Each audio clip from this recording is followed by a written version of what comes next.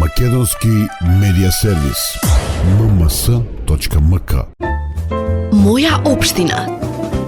Договор за грант за обезбедување на опремено амбулантно возило за здравствениот дом во Свети Николе денеска потпиша амбасадорот на Јапонија Хиронорија Савада и градоначалникот на Свети Николе Сашо Велковски. Јапонската амбасада оваа година, која е година на пандемија, одлучила сите средства предвидени за мали грантови во износ од 540.000 евра да ги намени за здравствените установи.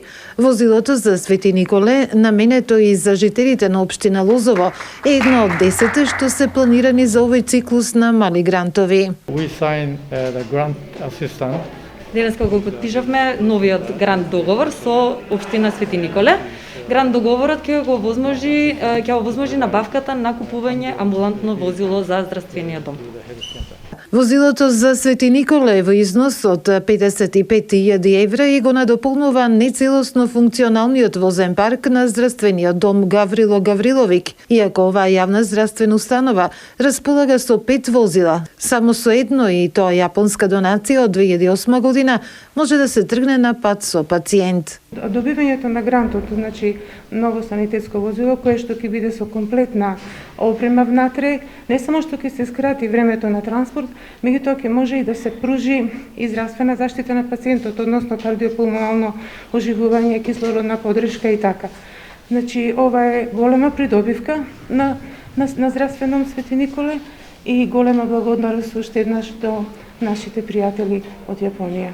Во време на пандемија ова е вредна донација. Свети Николскиот здравствен дом, освен редовната работа по двете општини, има задача да ги транспортира и болните со ковид, што со набавката на новото возило ќе внесе дополнителна сигурност и за пациентите и за персоналот. Освен тоа, автопатот Штип Миладиновци донесе дополнителна работа за Свети Николските медицинари. Поради тоа, јапонската донација добива дополнителна вредност. Градоначалникот на Свети Николе Сашо Велковски, заблагодарувајќи се на донацијата, кажа дека со јапонскиот амбасадор зборувале и за продлабочување на соработката. Разговаравме и на теми околу можностите што ги дава општина Свети Николе во привлекување на инвестиции, намалување на невработеноста во нашата општина, како и можностите што ги пружа здравствениот дом на сите жители на Свети Николе и на општина Лозово.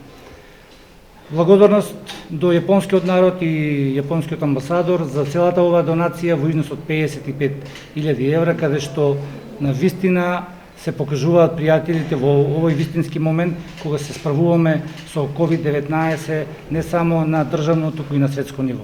Свети Николе стана првиот град од предвидените 6 кои со вода се снабдуваат од хидросистемот Зетовица, кој е граден со помош на јапонската влада. Амбасадорот Савада најави програма за земјите од Западен Балкан. Yes, we had in the past had a dam construction in Zretovica. Да, точно е, и порано инвестиравме во браната Злетовица и секако дека сме отворени за сите идни соработки од овој тип и да го продолжиме и самиот проект. Јапонската влада веќе има некои планови и најави за посебна програма за земјите од Западен Балкан и јас како амбасадор сум многу возбуден за истите. Јапонија од 1998 година до денес има издвоено над 7 милиони евра помош за Македонија. Моја општина. Македонски медиа сервис. mms.mk.